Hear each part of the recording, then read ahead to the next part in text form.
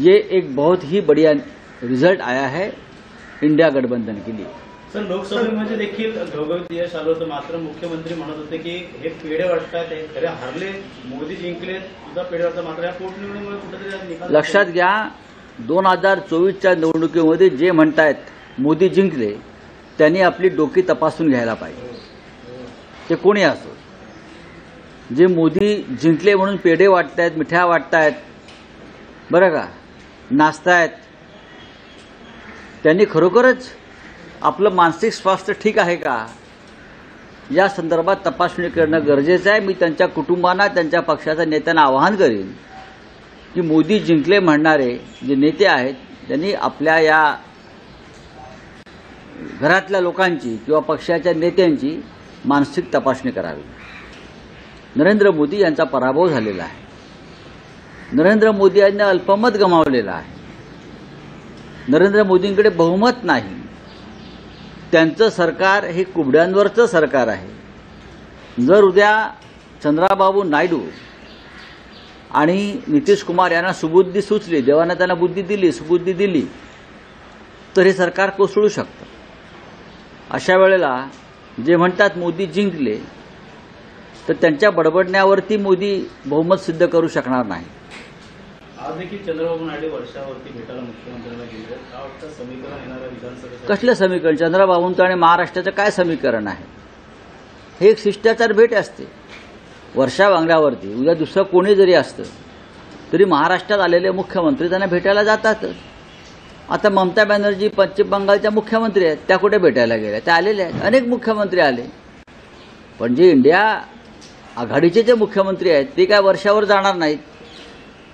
आता त्यांच्या सरकारमध्ये जे सामील आहेत ते जर राज्याच्या मुख्यमंत्र्यांना भेटले तर त्यात एवढं हुरळून जाण्यासारखं कारण नाही। तर सरकारचा सर्व्हे आलाय, महाविकास आघाडीला चांगली पसंती मिळालेली आहे 48%, म्हणून महायुतीला 33%, तर त्यामध्ये भाजप जास्त पसंती दिसून येते आणि ठाकरे गटात देखील जास्त पसंत समसम। बघा, मी आता हे सर्व्हे काय किंवा याच्यात जाणार नाही। लोकसभेच्या निवडणुकीमध्ये भारतीय जनता पक्ष असतील, शिंदे गट असतील, अजित पवार गट असतील, महाआघाडीला 10 जागाही मिळणार नाही। 10 जागा मिळाल्या तर आम्ही मिशा काढून फिरू, संन्यास घेऊ, अशा प्रकारची भाषा केली। आम्ही 31 जागा जिंकू। आमच्या 4 जागा या थोड्या मतांना चोरण्यात आल्या असं म्हणतो मी। आणि विधानसभा निवडणुकीमध्ये कधी निवडणुका घ्या, आता 4 महिने राहिलेले आहेत, महाविकास आघाडीला घवघवीत यश प्राप्त होईल। माननीय शरद पवार यांच्या नेतृत्वाखालची राष्ट्रवादी काँग्रेस पक्ष, उद्धव ठाकरे यांच्या नेतृत्वाखालील खरी शिवसेना, काँग्रेस पक्ष, आमचे इतर घटक पक्ष, या सगळ्यांची एकी इतकी मजबूत आहे की आम्ही किमान 175 ते 180 जागा जिंकू, अशा प्रकारचं वातावरण या महाराष्ट्रामध्ये आहे। सर्वे सांगतात, आम्ही त्यांचे आभारी आहोत। तर विधान परिषदेत काहींनी आता क्रॉस वोटिंग केलं, त्यामुळे काँग्रेस आता याच्यावरती कारवाई करणार। मात्र चैतन्य म्हणतात की आशिष चव्हाण असेल, बाबा सिद्दीकी अगोदरच तिकडे होते, मात्र नक्की कोणी वोटिंग क्रॉस केली अजून देखील पता। क्रॉस शूटिंग झालंय हे काँग्रेस पक्षानं मान्य केलंय, आम्हालाही तो अनुभव आलेला आहे आमच्या कोट्यातल्या मतांच्या संदर्भात, आणि त्यांना फार मोठ्या रकमा दिलेल्या आहेत, जमिनीचे तुकडे दिलेले आहेत, हे आता कागदावरती आलेलं आहे ना।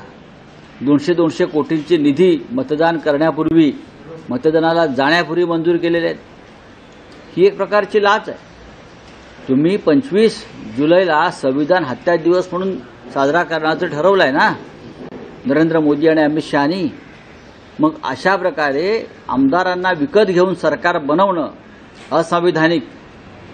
आमदारांना विकत घेऊन, आणि जे सरकार बेकायदेशीर आहे, आमदार अपात्र ठरू शकतात, अशा प्रकारची एक याचिका सर्वोच्च न्यायालयामध्ये सुनावणीला असताना त्याच आमदारांकडून पुढल्या 6 वर्षासाठी आमदार निवडून घेणं हे असंविधानिक आहे। म्हणून घटनेचे किंवा संविधानाचे खरे हत्यारे कोणी असतील तर ते भारतीय जनता पक्षाचे सरकार, नरेंद्र मोदी आणि अमित शहा आहेत। हे जे आमदार आहेत ज्यांनी क्रॉस शूटिंग केलं असा संशय आहे काँग्रेस पक्षाला, याच काँग्रेसच्या आमदारांनी चंद्रकांत हांडोरे यांचा पराभव घडून आणला होता विधान परिषद निवडणुकीत, हे सुद्धा आपल्याला माहीत असेल. त्याच्यामुळे नाना पटोलेजी किंवा काँग्रेस पक्षाचे सिनियर नेते जे बोलत आहेत ते गांभीर्याने घेण्याची गरज आहे. कारवाई होईल वाटतं, कारवाई करतील. असं आहे, तो काँग्रेस पक्षाचा अंतर्गत मामला आहे. पण काँग्रेस पक्ष हा शिस्तबद्ध पक्ष आहे, डिसिप्लिन पाळणारा पक्ष आहे. त्यांच्या पक्षाची एक रचना असते, त्या रचनेनुसार कारवाई होत असते. अजित पवारांच्या विरोधात 7 कारखाने जे ते विरोध केले, याचिका बघा, टाकली. त्याच्यावरती- शिखर बँक घोटाळ्यात क्लीन चिट मिळाली होती, त्यामुळे नक्कीच कुठेतरी 7 कारखाने जे आहेत शिखर बँक घोटाळा संदर्भात क्लीन चिट मिळणं हाच एक मोठा घोटाळा आहे. हाच एक मोठा घोटाळा आहे.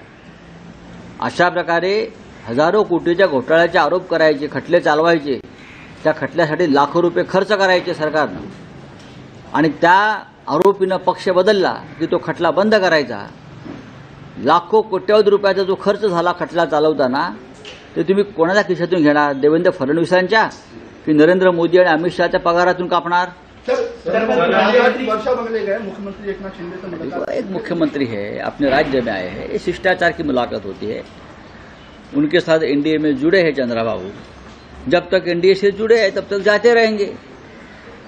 जब एनडीए से बाहर निकलेंगे तो अलग निर्णय होगा. क्रॉस वोटिंग कांग्रेस की तरफ से कैसे देखते हैं? क्रॉस वोटिंग की ये बात कोई नई बात नहीं है.